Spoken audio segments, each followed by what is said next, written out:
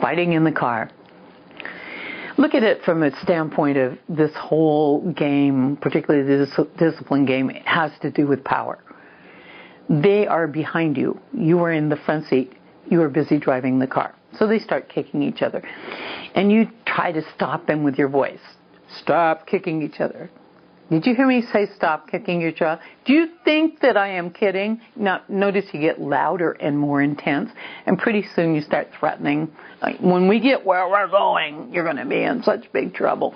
Now, if you go back to where the children are and you look at it from their standpoint of view, it's like, well, she can't stop it. She's driving the car.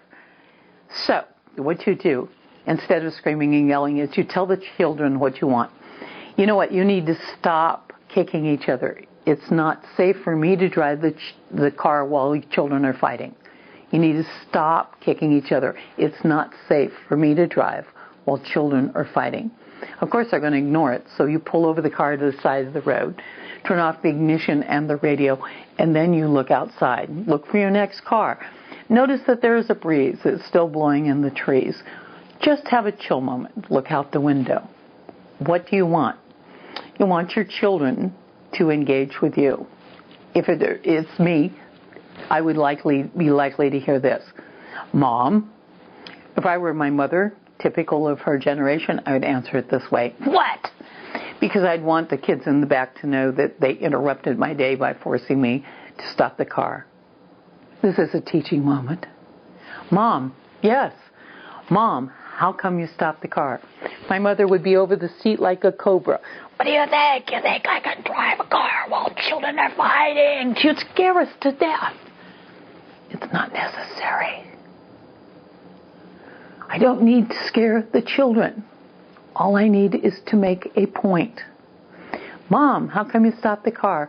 It's not safe for me to drive while children are fighting.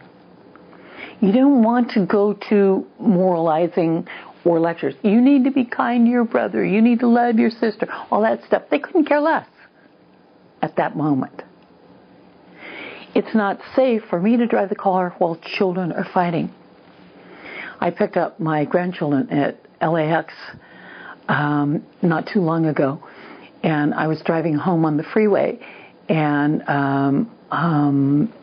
my granddaughter was kicking the back of my chair. And I had told her 3 or 4 times that she needed to stop it because it wasn't safe for me to watch her and try to figure out what she was doing and drive the car. She kept kicking. I pulled off the freeway, turned off on a street. Everybody in the car was dead silent, including my daughter-in-law. And I tapped the mirror, and Chelsea kind of came around the back of my thing like this.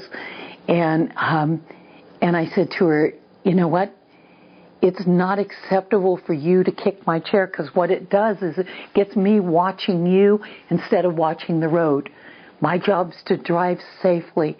You need to stop kicking my chair. If you do it again, I'm going to pull off the road again. Do you understand? Yes. I got back on the road and drove home. She stopped kicking the chair. Did I want to drive off the freeway? Did I want to stop? Of course not. And it's important that you make your point. Fighting in the car is not acceptable. And you stop it. And the neat thing is that once you do this, you stop the car and pull over the side of the road, and you do this, you'll probably have to do that whole thing again. But after you've done it twice, then you're driving down the road and they start something. You say, oh, do we have a problem in the back? Do I need to stop the car? And you turn the wheel. Just make the car rock a little. Rock a little. Okay. Kids, no, we're fine. Everything's cool back here. The bottom line is you can't drive a car safely, particularly in today's world. You can't drive a car safely and be watching and refereeing what's going on in the back. It's not safe for me to drive while children are arguing, fighting, whatever. It works.